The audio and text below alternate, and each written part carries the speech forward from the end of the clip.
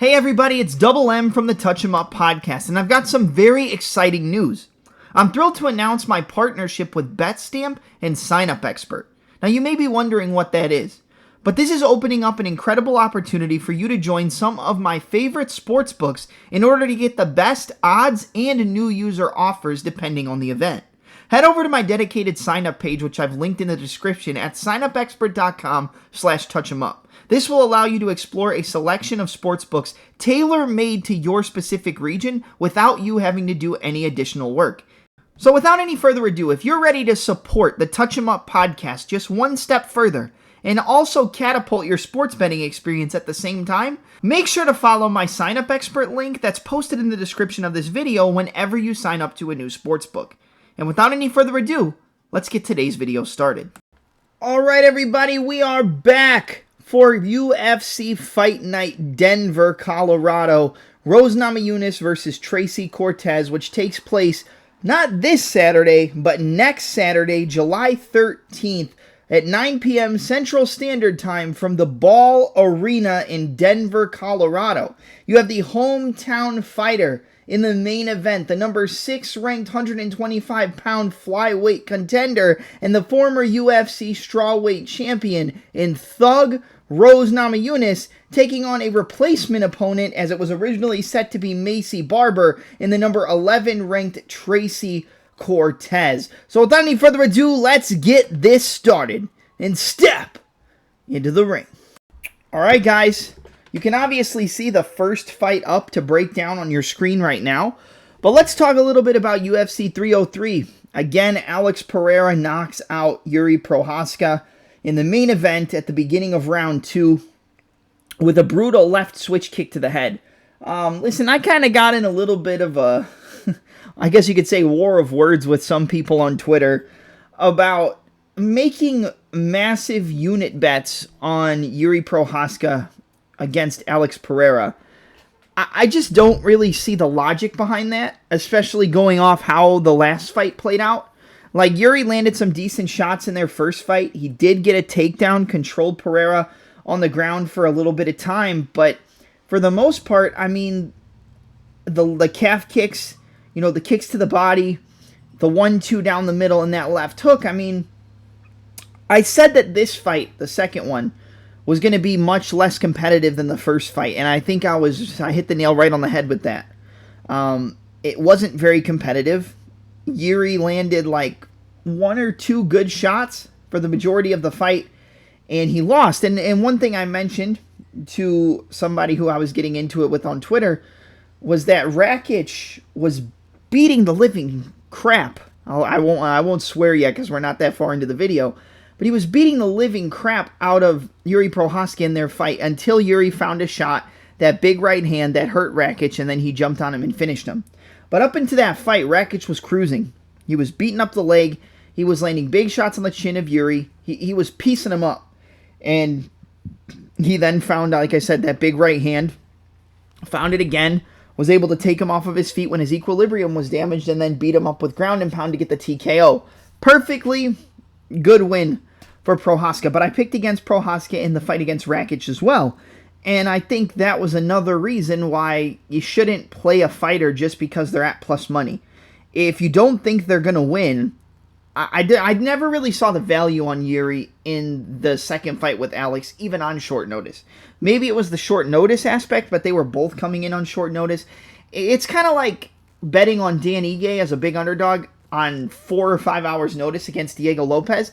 Can Ige land a big shot and knock him out? Yeah, 100%. Did Ige have some success at the end of the fight?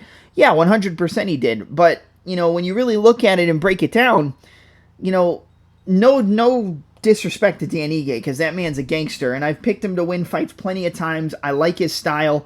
I like that little bob and weave movement and getting on the inside and landing his boxing combinations, but, you know, he was up against it. It would have been a great story if Ige would have won, and he looked real good at the end of the third round with the takedown and the ground and pound and, you know, just trying to get him out of there. And maybe if it was a 5-rounder, Ige would have won. I think if it was a 5-rounder, Ige probably would have won it.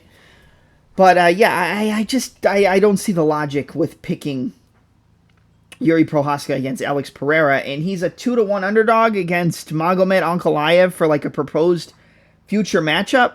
I mean, if I was going to throw money on it right now, I would put money on Pereira.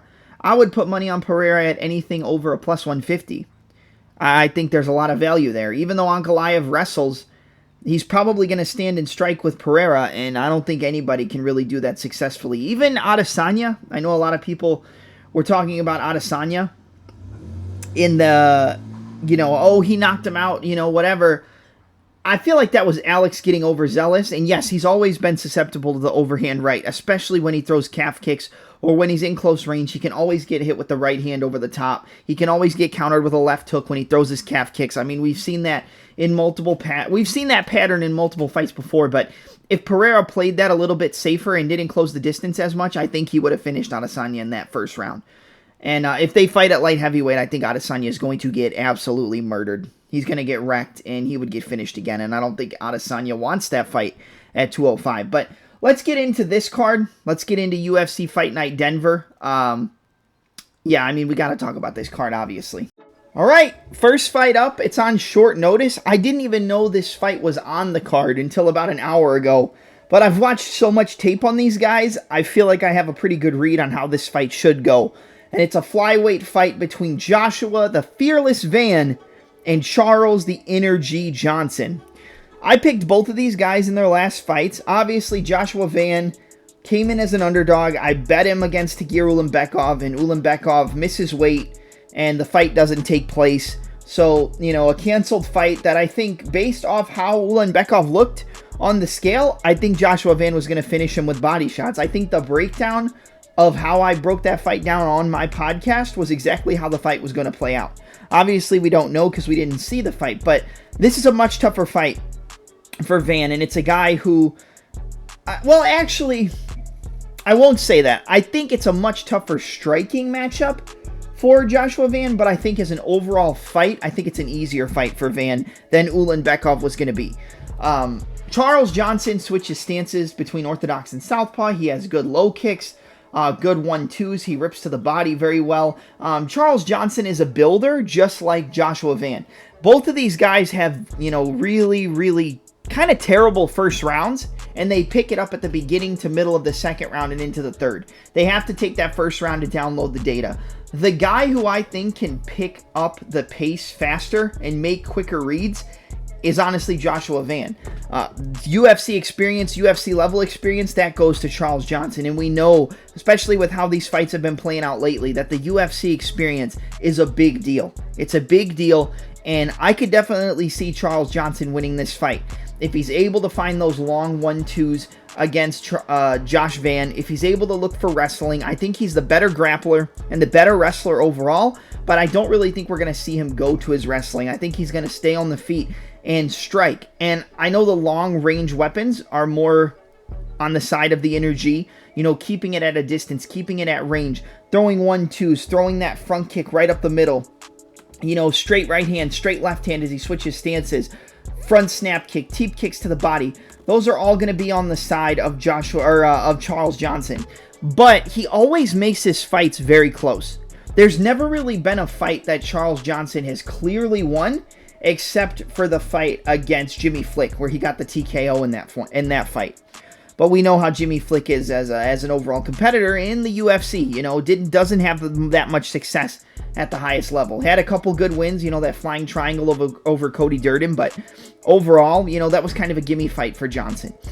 I think Joshua Van is the better boxer on the inside, and that's what's going to make the difference here. If it's a kickboxing range and it stays at kicking range, I think Johnson probably wins based off landing more volume and not allowing Josh Van to get into his rhythm. But I think we've seen Charles Johnson get clipped. We've seen him get dropped. We also have seen Van get dropped, like the fight against Kevin Borjas. I think both of these guys can be hurt. I think it would be more the 1-2 of Johnson that would hurt Josh Van, and I think it would be the body work and then just big combinations up against the cage that could probably wilt and finish off a guy like Charles Johnson. This fight probably goes the distance. I could see a finish, though. I could see a finish from either side. We know Johnson has good front chokes. Maybe he forces Josh Van to panic wrestle because he's not comfortable on the feet, and then he grabs his neck and locks up a Darce, grabs his neck and locks up an Anaconda. Charles Johnson has very good submissions. We just don't really see them inside the UFC, but he almost caught a ninja choke against Azat Maxim in the 3rd round there, and we've seen in a couple other fights where he almost got the submission by grabbing that front choke. I believe the other fight was against, not Jimmy Flick, but he grabbed a Darce choke. Cody Durden, I think. Yeah, he grabbed like a Darce choke or an Anaconda. I think it was a Darce against Cody Durden and almost got that. And I think I bet Charles Johnson by submission in that one. But honestly, when I look at this fight, I think it's a coin flip. I think it should be lined at a pick'em. But I like Van's volume and output more than Charles Johnson. And I think if Johnson picks up the volume too much because he knows he usually gets behind on the volume and makes the fight close, it's probably going to leave openings for the counter shots and the boxing of Joshua Van, ripping up top, ripping to the body, finishing combinations with head kicks, pushing him up against the cage. I'm going to go with Joshua Van. He is the favorite. I think this is a great fight. One of the best fights on the card, and like I said, I just learned about this today, so I'm pretty excited about it. But I like Joshua Van as the favorite. I think Joshua Van wins 29-28 unanimous decision. He could finish Johnson via TKO. We've seen Johnson get hurt, and I think the body shots are definitely there. But I'm going to go Joshua Van via unanimous decision, 29-28 in the fight against Charles Johnson, getting a huge win in his UFC career. I think he's just a little bit more active throughout the fight. All right, next fight up, it's in the middleweight division between Josh Fremd and Andre Petroski.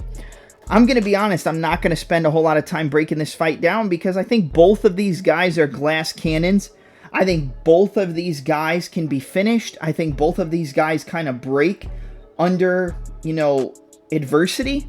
But I'm going to be honest, I got to side with the underdog in Josh Fremd against Petroski. Petroski has decent power on the feet, but it's kind of just one big shot. He doesn't really put his combinations together.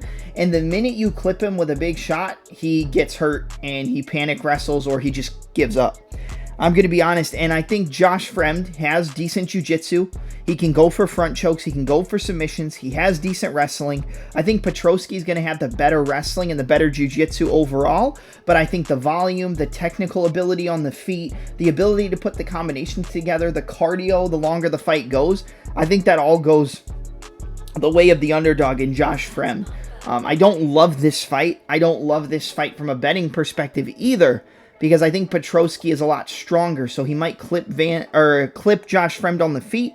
He might out-wrestle him, get him on the ground, and just hold him down and look for a submission. I think, like I said, this is a very volatile fight, but I have more faith in Josh Fremd to win than I do in Andre Petroski. Maybe I'm having recency bias because of the way he went for that takedown and just kind of fell over when he didn't even really get hit with a shot. It looked like the fight was almost getting thrown out the window. And maybe I'm being disrespectful towards Petroski, but we saw him get finished early on against Michel Pereira, which isn't terrible because we saw what Pereira just did to Ihor Potieria and then Michał Oleksiejczyk. He's finishing everybody in the first round now. But the way Petroski lost that fight against Jacob Malhoun, it really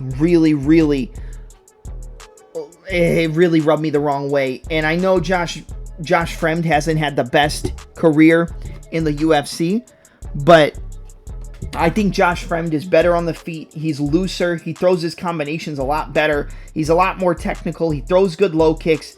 If Andre gets the takedowns and holds down Josh Fremd, then yeah, 100% he can win the fight and probably can set up a sub.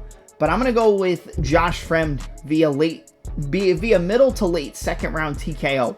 I think Fremd is going to be able to put those combinations together, use his jab, rip to the body, throw knees, and really just kind of pick apart Petroski on the feet because his striking is powerful, but it's not that good in terms of technical striking. Yeah, he dropped Gerald Meerschaert, but Meerschaert's a very chinny fighter who just comes back from adversity. Petroski's a guy who doesn't really have the ability to come back from adversity, and I think Fremd does. So I'm going to go Josh Fremd, late second round TKO. I think he just overwhelms him, hurts him up top, rips the body, and finishes him off. So Josh Fremd via second round TKO over Andre Petroski, and I believe he's the underdog at the current point. All right, next fight up is in the women's flyweight division between the 7-1 Luana Santos taking on Maria Agapova. Again, this is another fight that I think is pretty hard to break down because I think Luana Santos looks like the much better fighter. She's a heavy favorite in the fight, and she should win. Technically, Luana Santos should win. She should be able to get the takedowns going. She should be able to get the judo throws going. She should be able to overwhelm her with her boxing and just kind of get into the clinch range and then use her judo, hip tosses, takedowns, and, you know, rinse and repeat until getting a finish on the ground. But early on, Maria Agapova showcased decent takedown defense against Julian Robertson.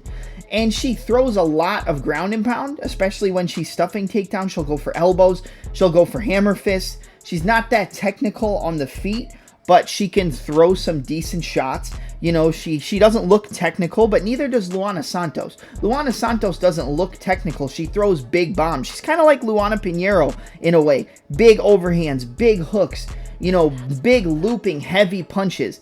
And I think the more powerful striker is Luana Santos. I would say the fighter who's a little bit better in terms of the technical striking is probably Maria Agapova.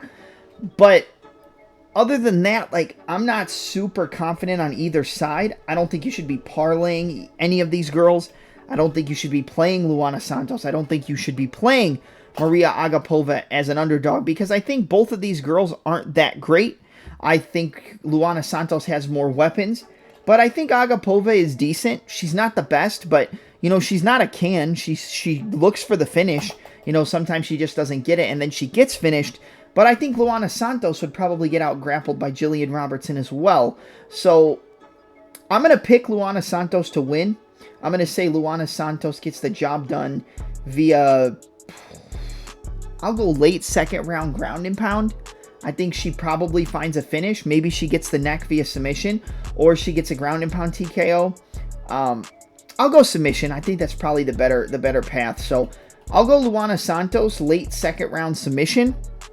But I think Maria Agapova can make it close. I think she can find the straight punches in between the looping shots of Luana Santos. And I think Santos leaves herself open. So it wouldn't surprise me if Agapova got the job done here via either a TKO by clipping her and hurting her with a shot that she doesn't see or she runs into, or wins by decision. I don't like betting this fight. I wouldn't recommend betting this fight. I'll probably say that for a lot of fights on this card. But I like Luana Santos late second round submission in this fight. And that's going to be my pick. All right, the next fight up is in the women's flyweight division. It's actually a pretty decent fight, to be honest, between Viviani Araujo taking on Jasmine Jasudavicius, or Jasmine Jasudavicius.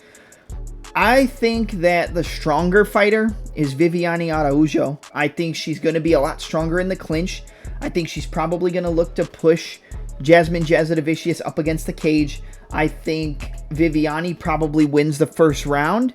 But I really liked the performance from Jasudavicius over Luana. Who was it in her last fight? Priscilla Cachoeira. That was it. Sorry, I was thinking of somebody else. Over Priscilla Cachoeira, where she technically should have got a ground and pound TKO, but she ended up locking up the Darce choke in the third round. I bet Jasudavicius round 2, round 3 sub at, I think, plus 850, plus 900, and it ended up paying off for me. Could have hit the TKO very easily and could have lost that one, so I won't say it's the greatest bet, but I think I had the right read on that fight. I think Viviani Araujo is a lot tougher fight than Priscilla Cachoeira. I mean, Cachoeira just throws 2 or 3 big punches, and if she doesn't land them, she's probably going to lose. Viviani Araujo has better striking. She's the more powerful striker.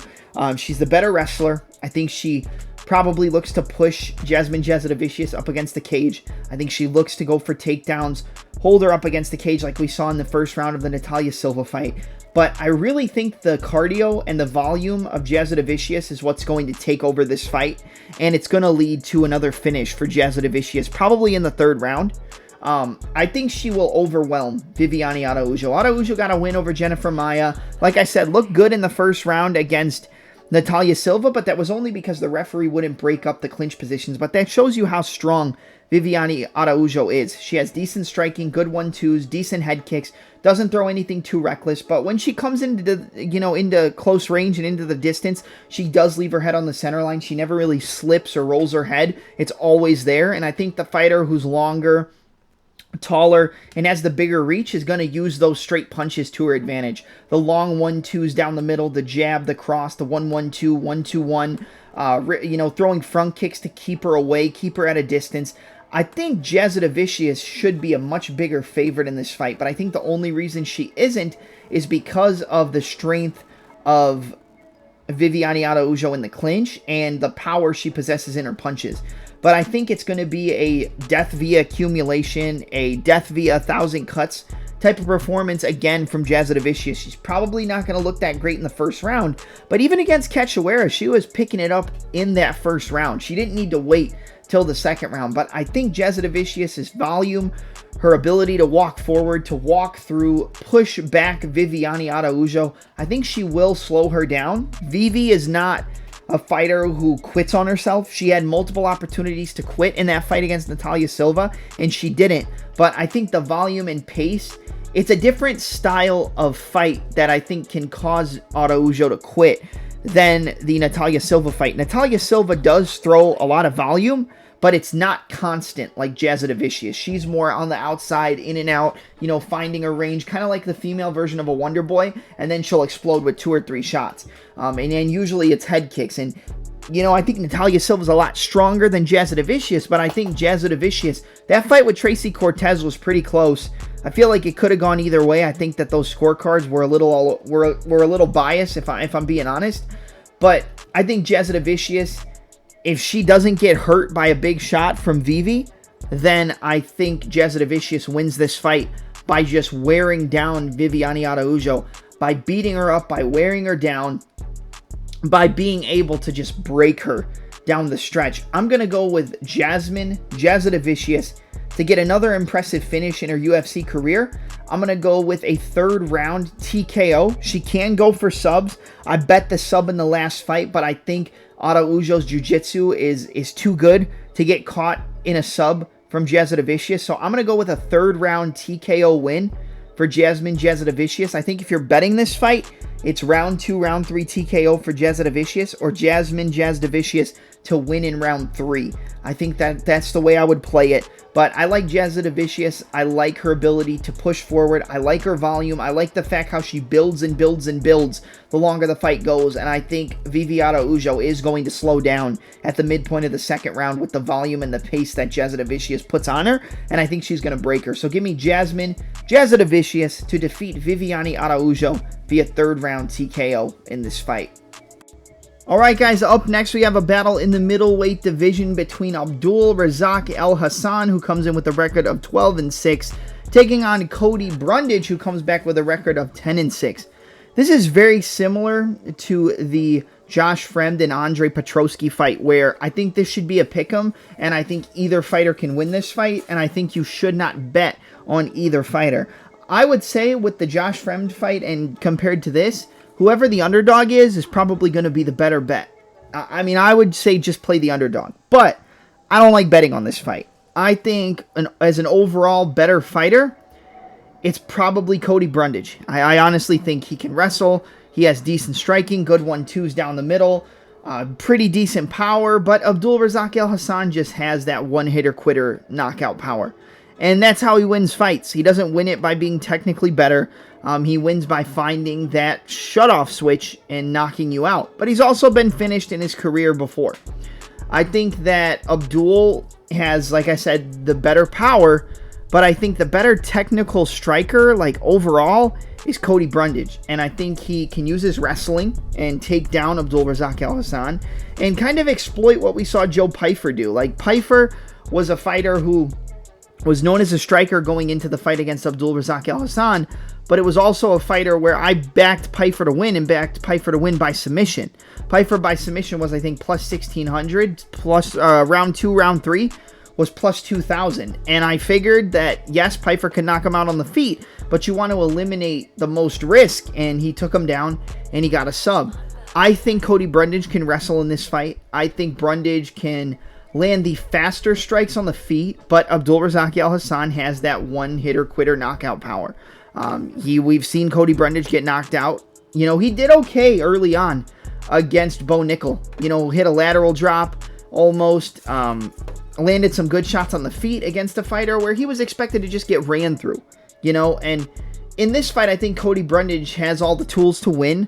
He just has to avoid getting knocked out with one shot of Abdul Razak Alhassan. Can he avoid the one-shot KO from Abdul? Because if he can, I think he wins. And I think he wins pretty comfortably, to be honest. And he can knock out Abdul Razak Alhassan. I think he can submit Abdul Razak Alhassan. He can out-wrestle him. He can take him down. I like Cody Brundage here. I don't love it, though. Like I said, I could easily see Abdul winning by knockout. Both these guys are chinny. Both these guys are not that durable. And both these guys can be finished. I just like the overall more well-rounded game, I'll say, of Cody Brundage to win this fight. Now, I picked against Abdul Razak Alhassan with Claudio Ribeiro, and he got finished. But, it looked like Abdul Razak Alhassan was going to get finished early on in that fight. So, I don't hate the pick. I think it was just obviously the wrong side to be on. I like Cody Brundage. I think he's faster. I think he's more technical and a little bit cleaner on the feet. And I think he can use his wrestling. And I think if he's smart, he uses his wrestling and takes down Abdul Razak Alhassan and tries to control him. He doesn't have great cardio, though. I don't think Abdul has the greatest cardio, but he probably can push a higher pace in the late second and in the third round than I think Brundage can. But I'm going to go with Brundage. I think Brundage finds a submission. I'm going to go with Cody Brundage to defeat Abdul Razak Alhassan via a second round rear naked choke submission. I think he finds the back and submits Abdul Razak Alhassan, but he could easily knock him out or he could get knocked out. Best bet, probably the under 2.5, maybe even the over 1.5. I kind of think that's a sneaky play, over 1.5 rounds, but I think under 2.5 more than likely hits in this spot. So I'll go Cody Brundage by third round submission, or late second round submission, either one. But I'm not super confident in that pick at all. All right, man. The next fight up is in the featherweight division, and one of my favorite fights on the entire card between Julian Juicy J Aosa, who's I believe 29-12, taking on Christian C-Rod Rodriguez, who comes back at 11-1. I'm gonna be honest. This fight doesn't make a lot of sense. It's a great fight. It's a great fight for the fans stylistically. Probably my favorite fight on the card overall besides Josh Van and Charles Johnson. I was about to say Charles Jourdain. But I like this fight a lot. I think Aosa's live to win by submission. That's one thing I'll say. He has decent striking. He uses a good jab, good 1-2s. We saw him beat the crap out of Hakeem Dawodu, survive early and then just put it on him and win a fight where he was a pretty sizable underdog and nobody really expected him to win.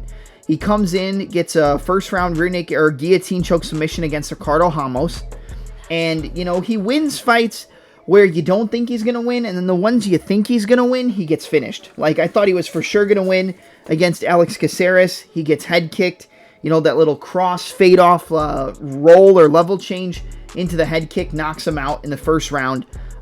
Gets finished early by Fernando Padilla. That was a fight where we picked that one right. I think Christian Rodriguez wins, but I would not be surprised if Aosa got a sub. But if Christian Rodriguez can survive the chokes, the Peruvian neckties, the guillotines of Isaac Dulgarian, which let me go on a backtrack here. I don't think Christian Rodriguez beat Isaac Dulgarian. I think it was either a draw or 2-1 where Rodriguez just dominated in the third round. But I think Rodriguez could have got 10-8'd in the first round. So I thought it was 10-8 Dulgarian round 1, 10-9 Dulgarian round 2, 10-8 Rodriguez in round 3 because he just didn't have any gas left. But, he can get taken down. He can get out grappled. He can get put in bad positions. But I think Aosa could grab the neck of Rodriguez if Rodriguez looks to wrestle. And could upset a lot of people because I think a lot of people are going to be playing C-Rod in this matchup. But, Aosa has really good Darce chokes. We've seen him get a Darce choke against Charles Jourdain. We've seen him get that guillotine against Ricardo Ramos. We've seen him get a lot of subs in his UFC career. We've seen him get KOs. We know he can strike. I think he's at a disadvantage on the feet against Christian Rodriguez. I think Rodriguez is cleaner. I think Rodriguez has more power, and he's much better defensively on the feet. The biggest hole in Julian Aosa's game is his lack of defense and the fact that he doesn't really have a chin. That's the biggest thing that you have to worry about, and that's why I am going to be picking Christian Rodriguez. I think he has better striking. I think he mixes it up better than Aosa. I think he puts his combinations together. But if you're looking for a play, or if you're looking for a reason to play Julian Aosa, I would say play Julian Aosa by sub. I wouldn't play him any other way. I would play an early sub too, probably round 1, round 2. But I think the cardio, the forward pressure, the straight punches of Rodriguez, mixing it up to the body, his offensive wrestling alongside with his ability to defend submissions if he gets put in subs, and then work back up to get into an advantageous position. He's very good at scrambling. Got out scrambled by Dolgarian, but Dolgarian I think is one of the best pure wrestlers in the division. So I think this is a fight where Aosa is live for a sub because of the wrestling game plan. I think we might see Rodriguez take, but I'm going to go with a second round TKO win for Christian C-Rod Rodriguez. I think Rodriguez is the better striker. I think he's more patient on the feet, and I think he's better defensively, and I really think the defensive responsibility of Rodriguez is what is going to win him this fight against Aosa, because it's not so much that Aosa is out-techniqued or outmatched in any of his fights in terms of skill. He just gets clipped with a big shot and can't seem to recover. And that's a big difference in this fight as well, but I also think Christian Rodriguez is more skilled along with being better defensively, like we already mentioned. So I'm going to go with Christian Rodriguez, second round TKO. He could even lock up a submission as well. But I think if there's a submission finish, I think that comes from the side of Aosa catching C-Rod on a bad takedown attempt with either a ninja choke or a Darce choke, or maybe even a guillotine like we saw him catch Ramos with. So if you're going to play Aosa, you probably play Aosa by sub. But I think the technical striking, the 1-2s, the straight punches, the body work, and the defensive responsibility and the calmness of Rodriguez over 15 minutes is what wins him this fight. So give me C-Rod, Christian Rodriguez, or Christian C-Rod Rodriguez to defeat Julian Juicy J Aosa via second round TKO in this fight. All right, next fight up is in the welterweight division. You got a battle between Gabriel Bonf taking on Ange Loosa. 10-3 for Loosa with 1 no contest. That was against Brian Battle, but he was on his way to losing that fight, it seemed. But either way, got eye poked and couldn't continue. Gabriel Bonf lost his last fight via TKO at the end of the second round to Nicolas Dolby. Dolby's been like the prospect killer. Almost got Rinat Fakhretdinov in the third round of their fight, but got taken down, got out wrestled, and lost that fight by decision, where I think a lot of people thought Rinat was going to finish Dolby, but Dolby is basically the unfinishable in the UFC. Gabriel Bonf, no shame in losing to Dolby. It was the way that he lost. He was dominating, landing big shots on the feet, getting takedowns, controlling him on the ground, going for subs, almost getting an arm triangle, almost getting a Darce, almost getting a rear naked choke, I believe, and then just gassing out, getting pushed, getting pressured, and just getting finished. Against Ange Loosa, he doesn't possess the volume that Nicolas Dolby has. He doesn't have the volume, but what he makes up for in it is power. He has big power, big overhands, 1-2s down the middle, uppercuts. He's got a lot of power, and he can definitely chin Gabriel Bonf. I'll tell you what, Gabriel Bonf is not somebody I'm going to play. It's not somebody I'm going to parlay. It was the same thing with Ismael Bonf in his last fight. I thought they were going to win, but I'm not going to parlay him. I think Gabriel Bonf wins this fight. I think he is faster than Ange Loosa. I think he's got much better wrestling, much better grappling than Ange Loosa. But Loosa has a lot of power, and Loosa can clip the chin of Gabriel Bonf and put him down and knock him out 100%. Loosa has the power to finish Bonf. Bonf is technically a little chinny, but we can't necessarily say that because he was 15-0 before that loss to Dolby, and Dolby is no pushover. So I'm going to side with Bonf, not being a complete fraud and being able to get the job done here by submission.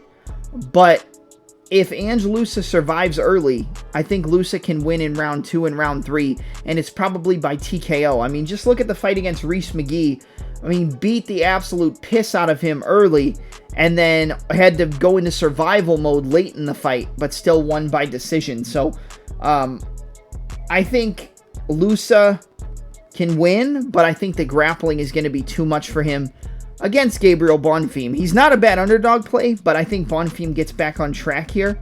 I'm still not sold even after, or I'm still a little bit sour after that loss to Nicolas Dolby, but at the same time, you know, like I said, Dolby's the real deal. Dolby's legit, so he could have even arguably won that fight against Rinat Fakhretdinov. A lot of people thought he won that fight by decision, but I'm going to go Bonfim by sub. I'll go Gabriel Bonfim, second round. What kind of choke? I'll go rear naked choke here, because I think he'll probably find a way to take the back of Lusa in a scramble and get a rear naked choke. But if he survives early and it gets to that midpoint of the second round, that's where I think Lusa probably takes over and could get a knockout. So if you're going to play Ange Lusa, you probably play round 2, round 3 TKO. But I'm going to go Gabriel Bonfim, second round submission, early second round submission. He finds his way to the back of Ange Lusa and gets the rear naked choke. So give me Gabriel Bonfim, second round rear naked choke submission. But Lusa's not a bad play, especially a live bet if you get past the midpoint of round 2. Up next, we're at the co-main event of the evening in the welterweight division between Santiago Ponzinibbio, who comes in at 30 victories and 7 defeats, taking on Muslim Salikov, who comes back with a record of, I believe, 19-5. Could be off by 1 or so. I think that this fight is pretty hard to call, to be honest. I don't love the fight. I don't think it's going to be a great fight. I think the fight probably goes to decision. The better kicker in the matchup is obviously going to be Salikov. He's got spinning wheel kicks, spinning back kicks, good kicks to the body. But he is chinny. But at the same time, so is Santiago Ponzinibbio. If you remember Ponzinibbio when he took on Alex Morono, he was a huge favorite in that fight, and Morono almost got the knockout. I remember betting on Morono by KO at like plus 800 in that fight, I think, somewhere around there. And he almost got it at least twice in that fight, and then he got finished with that big, long 1-2 of Ponzinibbio. I think the boxing of Ponzinibbio is going to have more success in this fight than the kicking game of Salikov. Salikov also doesn't have the highest volume. He kind of picks his shots and picks his openings and lands his counters. But I think the volume of Ponzinibbio, I think the jab of Ponzinibbio is what really is going to make the difference. But at the same time, I think the low kicks of Muslim Salikov could be a problem because of the boxing-heavy approach of Ponzinibbio. He can enter in on that jab and get low kicked on the entry, and then not really have that push-off or the explosiveness to put his combinations together. But I think if we're looking at a fighter who's going to have higher volume throughout the majority of the fight, it's probably going to be Ponzinibbio. He's going to be putting more combinations together. And Salikov is going to have the bigger moment in terms of the kickboxing, body kicks, low kicks, head kicks, whether it's roundhouse kicks or spinning back kicks. But I think the boxing and the numbers that Ponzinibbio is able to put out are probably going to be able to win him this fight against Salikov. We looked at the Randy Brown fight, and Randy Brown barely skated by against Elizeu Zaleski dos Santos. But for him to knock out Muslim Salikov the way that he did, he's not really known as a one-hitter-quitter knockout power guy in the UFC, and he doesn't have the most power when he puts his strikes together. So I think that's definitely something you have to look at and worry about when looking at Salikov. And I know you're going to say Salikov got a wheel kick KO against, what's it called? He got a wheel kick KO against Andre Fialho. But Fialho's just got a glass chin, and, you know, if you really put it on him, you can put him away. Yeah, he did get a knockout victory over, or he got knocked out by the Leech, Li Jingliang as well. That's what I was going to try to say. And I think that Ponzinibbio, he's not as powerful as the Leech, but he has technical boxing to the point where I think the boxing and the jabs and the 1-2s and the combinations are going to be too much for Salikov if he doesn't get on the kicks early, and I don't think he's going to get on him early enough. So I'm going to take Santiago Ponzinibbio to defeat Muslim Salikov via a third-round TKO, maybe late second round. I would say if you're going to play it, probably Ponzinibbio 2-3 TKO. I think the boxing, the volume, and the combinations, the long, straight punches are going to be too much for a guy like Salikov, who just got clean knocked out in his last fight early in the first round. So give me Santiago, the Argentine dagger, Ponzinibbio, to get the job done via early third-round TKO. All right, and now we are at the main event of the evening. It was originally set to be Macy Barber versus Rose Namajunas. Now, Tracy Cortez, coming out of Fight Ready, is going to be filling in. She is the number 11 ranked flyweight, while Namajunas is the number 6 ranked flyweight in the division. I think this is a decent fight, but honestly, I kind of think Rose is just better everywhere. The one thing I will say is that in terms of explosiveness with the striking, I think that Cortez probably has the higher power in her strikes. But I think the footwork, the movement, the technical skill, the angles, and just her ability to land the straight punches, the 1-2s down the middle, are really going to pay dividends for her in this fight against Cortez. Cortez has big power, big overhand rights, decent 1-2s, good left hook. She could hurt Rose Namajunas. I would not be surprised if she wobbled Namajunas with a shot on the feet.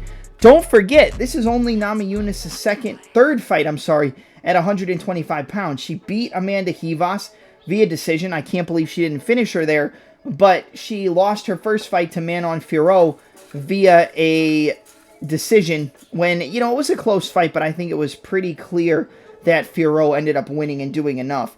But aside from that, Cortez isn't on the level of a Fiorot. She's not on the level of a Namajunas. She's decent. She's dangerous. Don't get me wrong. She has good 1-2s, good left hooks. She throws a really good 3-2 right down the middle, and she can hurt a lot of girls. She has power. She's got pop on her shots, I guess you could say. But as an overall fighter, she's got takedowns, she's got good jiu-jitsu, but I don't think she can beat Namajunas in the grappling. I don't think she moves nearly as well as Rose Namajunas. I think Namajunas is going to be on her bike for the majority of the fight. She's going to be in and out, left and right, using her lateral movement, popping the jab, throwing the 1-2, slipping and rolling. And the one other thing I notice is that Namajunas moves her head off the center line, and we really don't see Cortez move her head. She's never really slip, roll. She's never really rolling her head, underneath shots. She kind of runs in with her punches, and she's quicker than a lot of girls. She was quicker than Jasmine Jasudavicius, but she's not going to be quicker than Rose Namajunas. Like I said, she probably has more power in terms of punch-for-punch power, but with the technical skill and the speed and the technique of Namajunas, it's going to build and build and build, and I think the more powerful striker in terms of how it's going to play out in the fight is going to be Namajunas, because not only do I think she has the sharper, cleaner punches that are going to sting Tracy Cortez, I think she's going to be able to catch Cortez as she tries to crash the pocket with her long punches, with her jab, with her left hook, with that lead head kick, with the right cross. And Cortez is a good grappler. She can throw up submissions off of her back. She can go for arm bars, go for triangles. She can reverse positions. I think the grappling might be a little bit close early, but I think the longer the fight goes, I think Namajunas beats her in the grappling as well. I don't think there's any area of this fight where Namajunas is outmatched.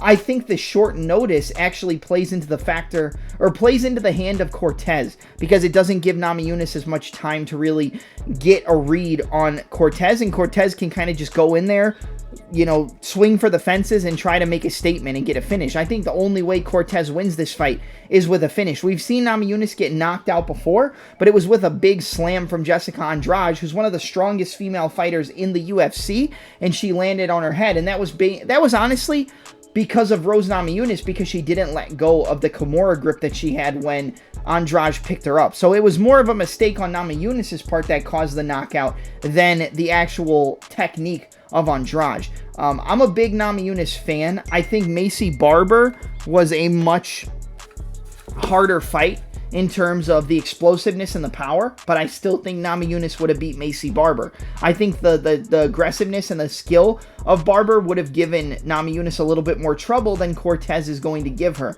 I think Cortez is tough. I think she's technically good, but if you go back and you watch the Jasudavicius fight where she won by unanimous decision, that was a fight I didn't think she won via unanimous decision. Could have won, but lost the second round, got taken down, got controlled on the mat. In the third round, got, hit with some strikes, got taken down, worked her way back up. Cortez is a decent striker, though. I don't want to sit here and completely discredit her overall skill set. She's got good punches. She throws good power into her shots, but sometimes she overextends. She walks in with her chin in the air, and she's probably going to be running into a lot of counters, and Rose is going to be slipping, rolling, pivoting. Not so much rolling, but slipping, stepping out and pivoting, using her lateral movement, and I think it's going to be very hard for Cortez to, slow down and track Rose Namajunas. And in this fight, I think if it was 3 rounds, maybe you could make a case of Cortez out-wrestling Namajunas for 1 round, and then 1 round the striking is close, so you maybe could get a split decision for Cortez. In a 5-round fight, I think the only way Cortez wins is if she finishes Namajunas.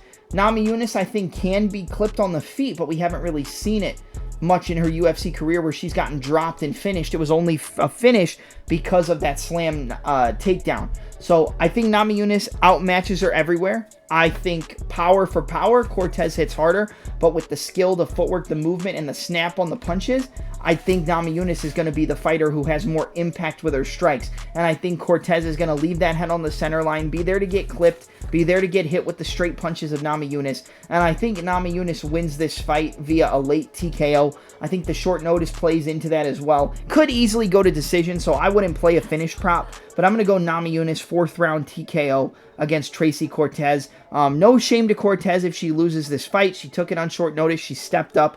She's a lot lower in the rankings than Namajunas, so, you know, credit to her for stepping in, but it's a tough matchup, and I think she's kind of outgunned everywhere, unless she's able to get on top in the full mount against Namajunas or crack her with one of her big shots, you know, because like I said, she does hit hard. But I'm going to go Rose Namajunas. You know what? I'm going to play it safe. I'm going decision this time. I picked TKO or submission for Namajunas so many times, and she ends up going to decision a lot in her recent fights. So I'm going to go Thug Rose Namajunas to defeat Tracy Cortez 49-46. Unanimous decision. I think she really picks it up in the championship rounds, and towards the midpoint to the tail end of the 2nd round is where she starts to get her reads and really put it together. So give me Rose Namajunas, Thug Rose Namajunas to defeat Tracy Cortez 49-46 unanimous decision. All right, that's it for my podcast. You obviously know the name of the channel, at the Touch 'Em Up Podcast. I'm your host, Double M. This has been my preview, predictions, and breakdown for UFC Fight Night Denver,